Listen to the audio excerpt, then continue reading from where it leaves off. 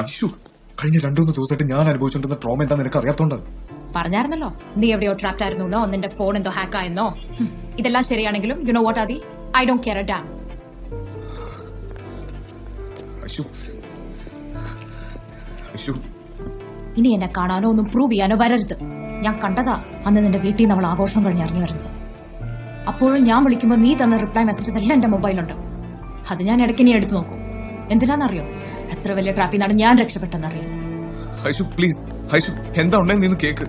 നീ എനിക്ക് കുറച്ച് സമയം എന്താ, അല്ല നിനക്ക് മനസ്സിലാവില്ല. You need to listen to me. Adishankar, ഞാനൊരു ഹ്യൂമൻ ബീങ് ആണ്.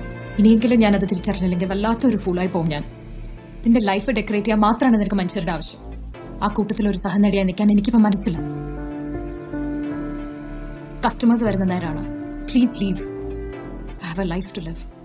ഐഷു, ഞാൻ പറയുന്നതൊന്ന് മനസ്സിലാക്ക പ്ലീസ്.